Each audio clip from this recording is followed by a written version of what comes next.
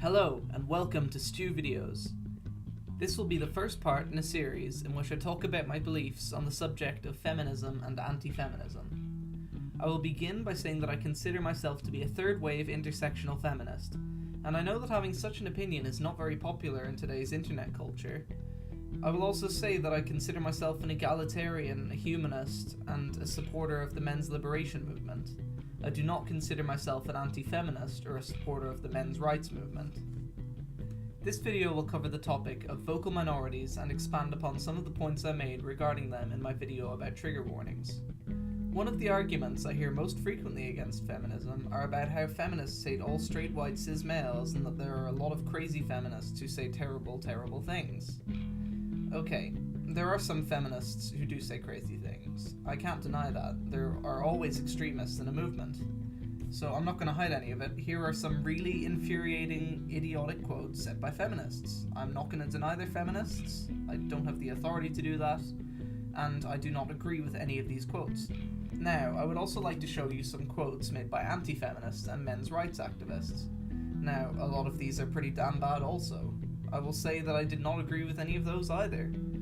These are vocal minorities in movements. Here are some video examples, by the way, one of somebody who's receiving a lot of hate from literally everyone now, even within the feminist movement. But it is. Humongous what? Is that sexual harassment? No, it's humongous. Then why did you say that to me? That's my name. And yeah, what she's saying is really flawed and kind of dumb.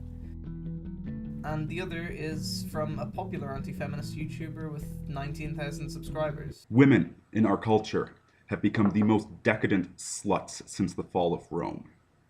They spend their prime years in high school in their 20s flirting with the bad boys, pursuing the modern degenerate alpha, the omega, the criminals, the scumbags, going out for gangbangs every weekend. Now, if the argument that feminism is all about the people I just showed you, why can't I say that the anti-feminist movement is all about the people who think certain women deserve rape? It's not really a fair comparison you can make. So, let me tell you why examples like these should not discourage anyone from joining the movement. They are very clearly vocal minorities. I explained this somewhat in a previous video, but let me try and break it down a little bit more. So, say I were to stop making these pro-feminist YouTube videos, and I was to start a channel making anti-feminist videos. I would want a strong case against feminism, and I'd also want to make it look bad. Now, how would I go about doing that? I would take some classic examples of the feminazis, and I would use them to portray the whole movement in a negative light.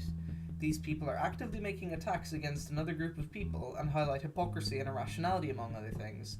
This will infuriate people who the attacks are made against and make them invested in the cause, which is what I've seen with a lot of people I know. Whereas, if I were to talk about the rational feminists with justified and grounded beliefs, I would not generate as much support.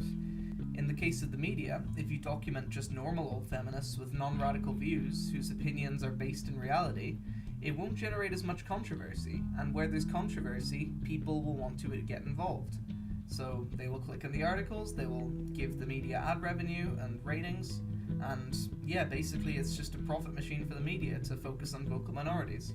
Now, this is where the argument of why are all the normal feminists allowing these people to hijack their movement? Well, in short, we're not. But because of the opposition, it's quite difficult to make our voices heard, because they weaken anti-feminist arguments and they don't generate controversy, which means we won't be covered by the sources garnering all the attention. We don't really get to choose who is heard, our opponents do. In short, I believe that a lot of anti-feminist hate is directed at a caricature of what feminism is perceived to be based on vocal minorities, given their vocality, by anti-feminists themselves, and that these people are not representative of feminism as a whole.